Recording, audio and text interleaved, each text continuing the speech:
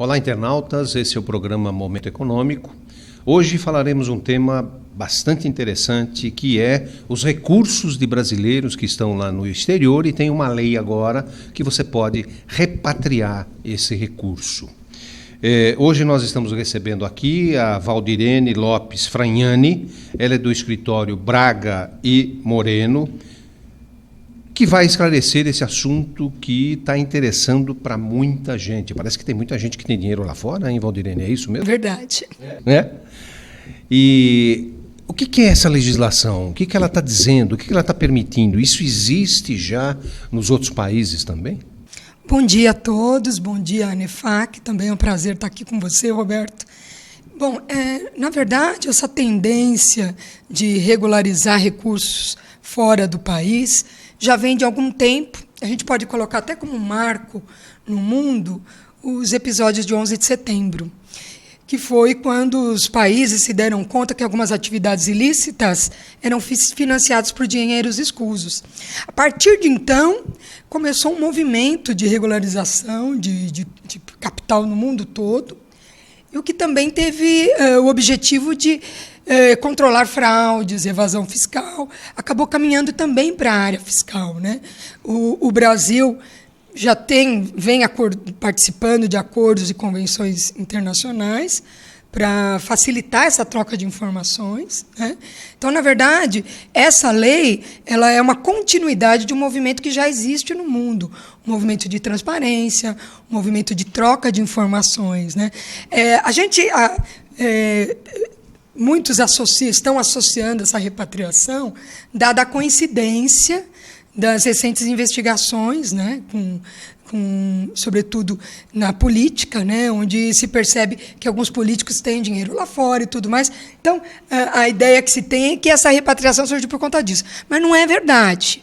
Na verdade, esse movimento vem de muito antes, de acordos que o Brasil firmou lá atrás e que agora se transformou nessa lei. Agora, Valdirene, você citou uma palavra importante, transparência. Será que o sentido é esse mesmo, da transparência das informações, e mesmo porque o mundo cada vez mais está preocupado com dinheiros, digamos, escusos, que ficam financiando terrorismo, drogas, etc. É um movimento de transparência? Com certeza, Roberto. Eu acho que caminha para isso, né? No Brasil, a gente tem garantido pela Constituição o sigilo bancário e fiscal, mas a verdade é que, na prática, no mundo, isso está cada vez mais em desuso, né? Então, a importância que se dá, sobretudo a esses ataques terroristas, a corrupção e tudo que isso gera no mundo, e principalmente, óbvio, né, a questão fiscal, né? Os estados deixam de arrecadar por conta desse movimento financeiro.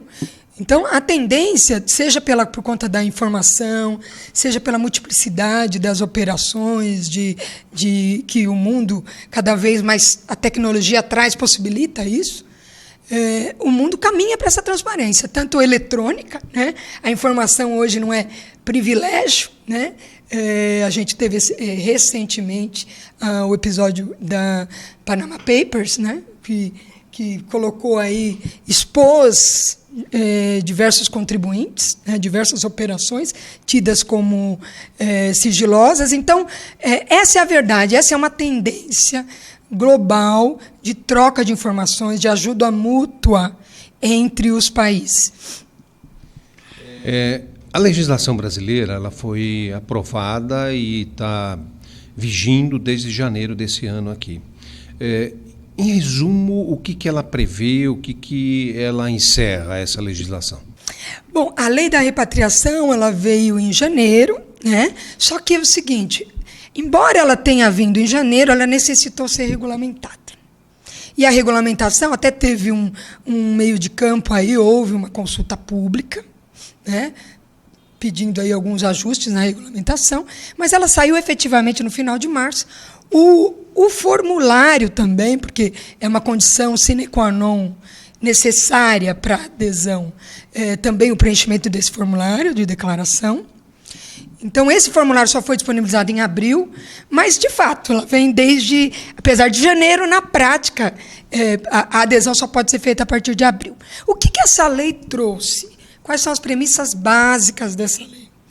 Bom, ela cria o regime de regularização tributária e cambial de ativos que ativos a gente pode considerar bens, direitos e recursos que os contribuintes tenham no exterior, ainda que tenham consumido parte dele e que não tenham sido declarados ou tenham sido declarados com algum erro.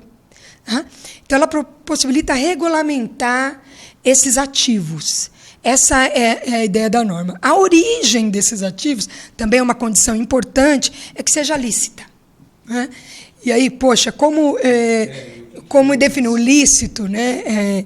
É complicado, mas, na verdade, aquele que declara tem que ter condições de comprovar que aquilo é lícito. Vamos dar como exemplo clássico o recebimento por uma prestação de serviço, o recebimento por uma venda no imóvel no exterior, alguma aplicação financeira, algum investimento, alguma remessa que você tenha feito sem passar pelo trâmite obrigatório cambial. Então, a gente considera englobando essas questões lícitas. Esse é basicamente o intuito da norma. Outra coisa também, costuma-se falar repatriação, né? Ela foi batizada como repatriação, mas o nome da norma é regularização. Porque repatriar, se a gente levar a palavra, olhar a palavra em si, significa trazer o dinheiro para cá. Na verdade, trazer o dinheiro, trazer o bem, repatriar os recursos, não é necessariamente uma obrigação, é uma opção. O contribuinte pode manter os bens lá fora, desde que ele regularize a sua declaração. Então, embora se diga repatriação, até ficou batizado como sendo, na verdade, ela é uma regularização. E envolve só aplicações, dinheiro ou também imóveis? O cara, como você estava explicando, ele prestou um serviço e recebeu um dinheiro lá fora. Aí ele comprou um imóvel. Essa repatriação significa, essa regularização significa também regularizar imóvel? Sim, com certeza. Os imóveis estão na lista. Tem também bens móveis, né, veículos, aeronaves, embarcações. A lei, ela traz, Roberto, uma lista taxativa de quais ativos devem ser repatriados. É importante que os contribuintes que estejam analisando isso considerem essa lista. A grande maioria está ali dentro, a gente pode dizer que sim. O que não está ali é aquilo que é de difícil definição do valor. Por exemplo, joias, obras de arte, carros de colecionador. Também é possível? Não, infelizmente não está na lista, infelizmente, e até a lista, como eu disse, é taxativa. É importante que se observe essa lista. Então, a despeito da lista abranger grande parte, é importante sempre confirmar o que foi listado pela lei. Agora, Valdirene, o governo andou dizendo que espera ou esperaria que com essa repatriação, entre aspas, né, entrasse no Brasil em função da multa e do imposto, né, 15% mais 15%, algo como 20, 21 bilhões. Isso vai ser atingido? Como é que está? Qual é a perspectiva? Qual é o número hoje? Bom, Roberto, de fato, quando a norma saiu, isso foi bem noticiado e até o próprio governo admite no seu orçamento a entrada desses 21 bilhões. A gente não tem ao certo como se chegou a esse valor, isso até consta na exposição de motivos. Mas também já alguns agentes financeiros chegaram a dizer que o valor pode ser até maior que esse. O problema é que, na prática, faltando 3 meses, a repatriação, é bom lembrar, prazo final de adesão e pagamento, 31 de outubro agora, ou seja, praticamente menos de 3 meses para essa adesão. Apesar disso, até agora, segundo informações divulgadas, somente 8 bilhões foi arrecadado. Eu acho, particularmente, que isso se deve a algumas dúvidas que alguns contribuintes têm, sobretudo em relação aos ativos consumidos, em relação ao período que eu devo abranger, quando eu olho para trás. Apesar da norma criar uma data de corte, que é 31 de dezembro de 2014. Tá?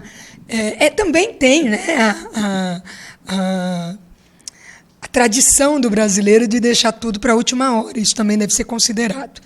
Mas eu penso também que se o governo olhar com cuidado esses detalhes, essas questões duvidosas, que até podem encarecer para alguns contribuintes, a depender de como o fisco está interpretando, e algumas delas realmente têm encarecido, se o governo abrir mão e olhar com calma essas questões, ele pode, de fato, chegar ao que ele espera. E esse é um momento importante também, não é, Roberto? A gente está passando por um momento de crise econômica. A arrecadação vem caindo, obviamente, em decorrência da crise econômica. O nosso ministro tem aí alertado, colocado a intenção clara de aumento de tributos. Isso é, infelizmente, uma realidade. Mas essa repatriação veio em boa hora e pode ajudar, sim, o caixa do governo. Acho que também depende um pouco do governo olhar com cuidado essas questões. Esses 21 bilhões que o governo estima, nós estamos falando em reais. 21 bilhões em reais ou 21 bilhões de dólares? Reais, as estimativas são em reais. Okay. Eu comentei que nós teríamos uma alíquota de imposto de renda de 15% e uma multa de 15%. É isso só ou ela varia dependendo do valor? É isso mesmo? Fins de regularização, a lei ela cria uma base de cálculo, né? Ela determina uma base de cálculo, a depender do ativo a ser regularizado, né? E ela usa a mesma alíquota, 15% a título de imposto e 100% a título de multa, que, na verdade, é os 15% que dá os 30%. É importante dizer que essa repatriação, como eu disse, ela tem uma data de corte. Essa data de corte é 31 de dezembro de 2014. A partir dali, a gente tem 2015, 2016, entra a tributação normal desses ativos e dos ganhos de capital decorrentes desses ativos declarados, que é uma coisa que o contribuinte também tem que considerar. E esse é um dos pontos que está sendo, digamos assim, bastante questionado por aqueles que têm interesse de regularizar, né? Pelo menos o que temos ouvido aí na mídia, que esse é um ponto, 31 de dezembro de 2014, o dinheiro, as aplicações tiveram resultados, depois de como é que fica? Aí você entra já na legislação normal. Exato. A lei ela tem os aspectos positivos e alguns negativos. Mas se eu for colocar na balança, eu vejo mais positivos, Roberto. Primeiro, tem essa questão do valor e da data de corte. Ela criou, ela é uma ficção, né? Até nós do tributário colocamos isso como uma ficção do fato gerador do tributo. Né? Quando você coloca aí o ativo, a posição do seu ativo em 31 de dezembro de 2014, para algumas situações é fácil. Tem o saldo daquela conta, o valor daquele imóvel, a participação na sociedade, enfim. A questão é que a lei também dá margem, e isso já foi divulgado em perguntas e respostas, a própria Procuradoria da Fazenda Nacional também já colocou a sua posição.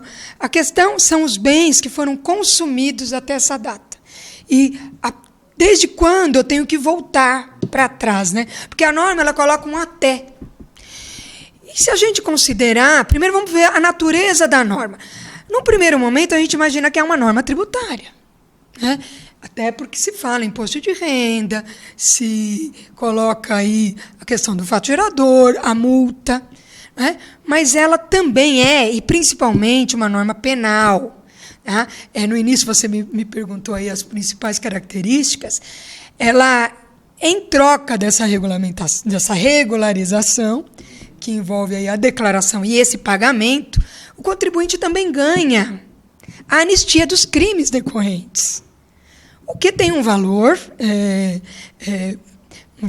importante, né? Um valor criminal, que nem sempre os tributaristas conseguem mensurar. Então, a gente tem ali um valor do tributo, um valor envolvido, então você paga e resolve o assunto. Mas quando envolve uma questão criminal, que pode envolver detenção de até 10 anos, né, de 6 meses a 10 anos, é mais ou menos quanto variam os crimes anistiados, isso é um ponto a ser considerado, porque, embora exista aí a questão tributária, Esses contribuintes que mantêm ativos lá fora também praticaram crimes, Roberto. A gente está falando de crimes. Exatamente, a gente está falando de crimes de lavagem de dinheiro, crimes de falsificação, crimes de declaração. Óbvio que no âmbito penal tudo tem que ser provado, né? A própria lavagem de dinheiro ela tem ali a comprovação da intenção mais complexa. Mas se a gente levar as últimas consequências, se deixar sem regularizar, pela simples troca de informações, isso pode levar a esses crimes também. Então, esse é um ponto positivo da norma. Tá bem. Valdirene, nós precisamos fazer um pequeno intervalo, pedimos licença ao internauta, a você, e já retornamos.